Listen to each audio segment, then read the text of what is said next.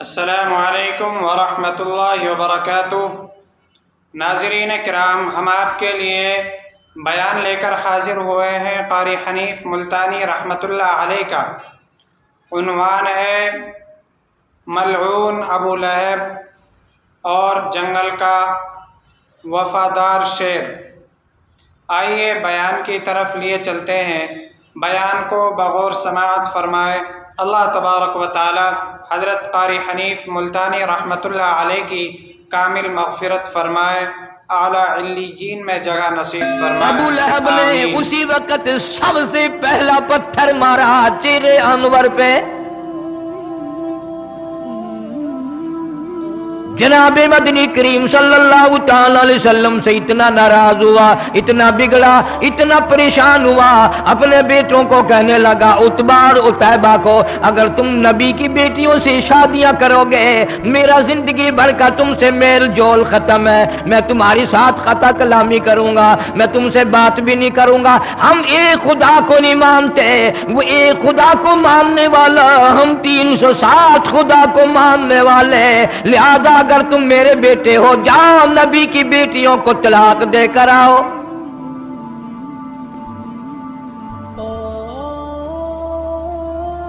دھیوں کے درد وہی جانتے ہیں جن کے دھی ہیں، جن کے دھی نہیں وہ اس درد کو جانتے ہی نہیں۔ کس طرح نبھانی پڑتی ہے، کس طرح گزر کرنی پڑتی ہے، کس طرح سر جھکا کے اپنا وقت گزارا کرنا پڑتا ہے۔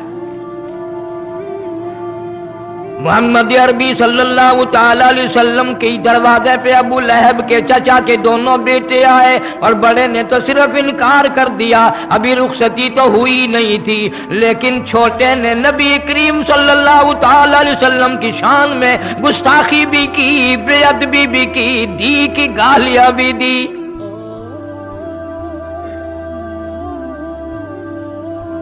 سارا جان قربان کر دوں محمد عربی صلی اللہ تعالی علیہ وسلم کی کریم ذات پہ، رحیم ذات پہ۔ قرآن کریم میں ہے، حریص علیکم بالمؤمنین علیکم بالمؤمنین رؤوف الرحیم۔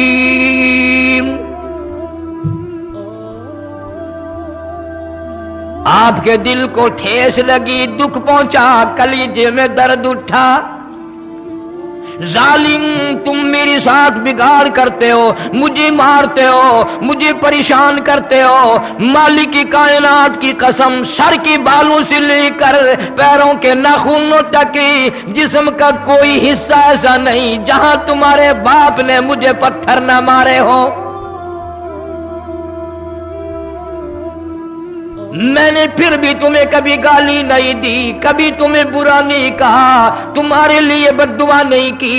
ظالموں، تم نے میری دھیوں کی بے عزتی کی، تم نے مجھے گالیاں نکالی، مجھے آج درد ہوا ہے۔ نبی پاک صلی اللہ علیہ وسلم کی بے ساختہ زبان سے آواز نکل گئی، میرے اللہ، عتیبہ پہ کوئی کتا مسلط فرما۔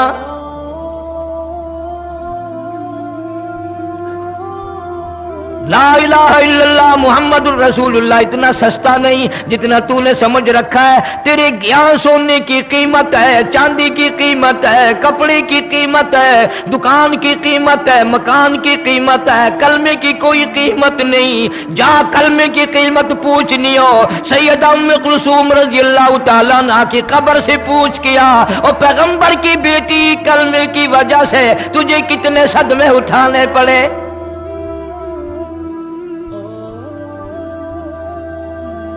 پر حد ہو گئی۔ اگر میں یوں کہوں گا کہ تم فتوے لگاؤ گے کہ وہ ہم سے پھر بھی اچھے نکلے۔ ابو لہب کو پتا چل گیا نبی پاک صلی اللہ تعالی علیہ وسلم نے میرے بچے کے لیے بد دعا کر دی، خود اس لڑکے کو بھی پتا چل گیا۔ ابو طالب بھی زندہ تھا، ابو طالب نے بلا کر کہہ دیا، ابو لہب تو نے اپنے اوپر بھی اپنی اولاد پہ بھی ظلم کیا، یاد رکھ میرے بھتیجے کی بد دعا سے تو بچنے والا نہیں، بچ نہیں سکے گا۔ دونوں کو لرزہ طاری ہو گیا۔ نبی کی زبان کے سامنے، نبی کے فرمان کے سامنے کافر لرزہ کھا گیا۔ ان کو یقین ہے نبی کی زبان غلط نہیں ہو سکتی، نبی کا فرمان غلط نہیں ہو سکتا، نبی کا ارشاد غلط نہیں ہو سکتا۔ ابو لہب کافر کو بھی یقین ہے تو اتنا بڑا مسلمان ہے، حاجی ہے، نمازی ہے، غازی ہے، تو افسر بنا پھرتا ہے، تو ذمہ دار بنا پھرتا ہے، لیکن مالک کی کائنات کی قسم تجھے حضور کی زبان پہ یقین کوئی نہیں۔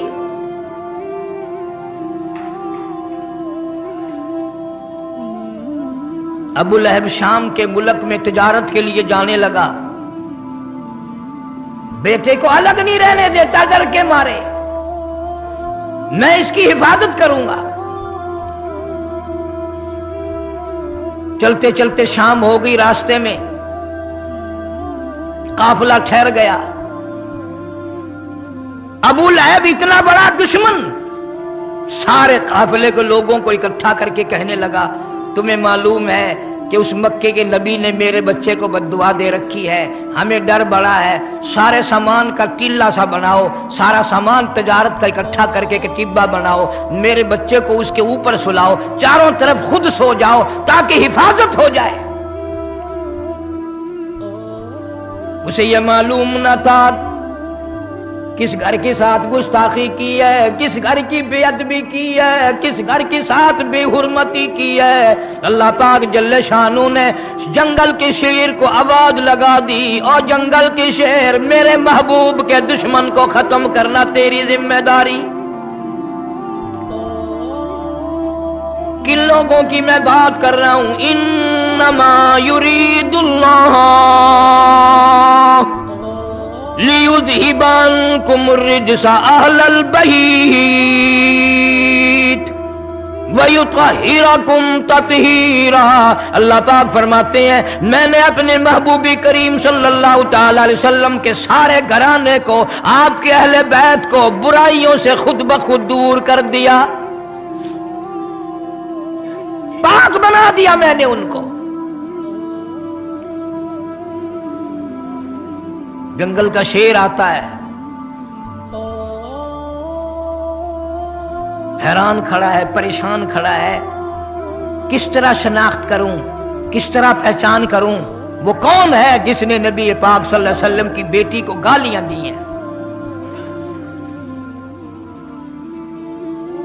ظلم نہ ہو جائے، مجھ سے زیادتی نہ ہو جائے۔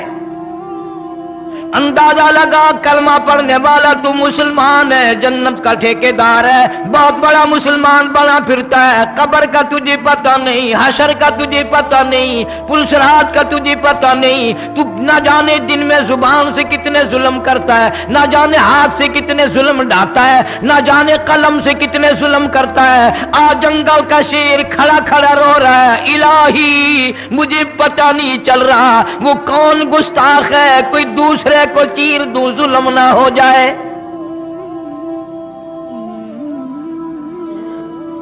درندہ شرما رہا ہے،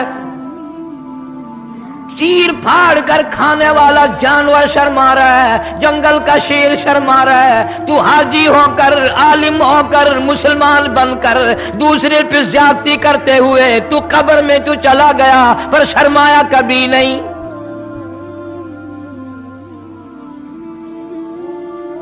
تیرا خیال یہ ہے کہ یہ رات دن کے معاملات بس یوں ہی جیسے ہوا گزر رہی ہے یوں ہی گزر جائیں گے؟ نہ نہ، ایک ایک سانس ریکارڈ ہو رہا ہے۔ بعض صحابہ اکرام نے حضور کریم صلی اللہ علیہ وسلم سے جب یہ سنا کہ ایک ایک لفظ لکھا جائے گا اور ایک ایک حرکت نوٹ کی جائے گی، خدا کی قسم 20 برس تک لوگوں سے کلام نہیں کیا، چھوڑ گئے تھے بولنا چولنا بھی۔ جنگل کا شیر انتظار میں کھڑا ہے، اللہ پاک جل شانو کی طرف سے جنگل کو آواز آئی، شیر کو آواز آئی، اور جنگل کے شیر ان سب کے منہ دیکھ لے سونگ کر، جس کے منہ سے نبی کی دھی کو گالیاں دینے کی، بے ادبی کی، گستاخی کی بو آئے، بدبو آئے، اس کو مار ڈالنا ہے۔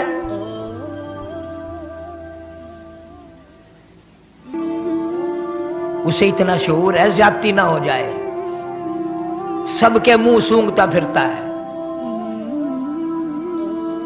طرف سونے والوں کے منہ سونگ بیٹھا، پتہ پھر بھی نہ چلا۔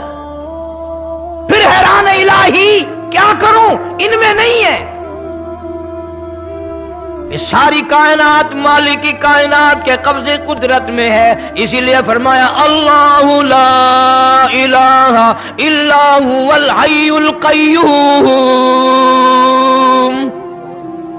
اللہ پاک جل شانو نے ہوا کو حکم دیا جلدی کر، تو میرے جنگل کے شیر کو لے سمجھا دے، تو بتا دے میرے محبوب کا گستاخ کہاں سویا ہوا ہے۔ اوپر سے آواز ہوا آئی، اس میں سے بدبو آئی، پیغمبر صلی اللہ علیہ وسلم کی بے ادبی کی، گستاخی کی، پیغمبر کی دھی کو گالی دینے کی۔ جنگل کے شیر نے چھلانگ لگائی، اوپر جا کر اس کو چیر کر ٹکڑے کر دیے۔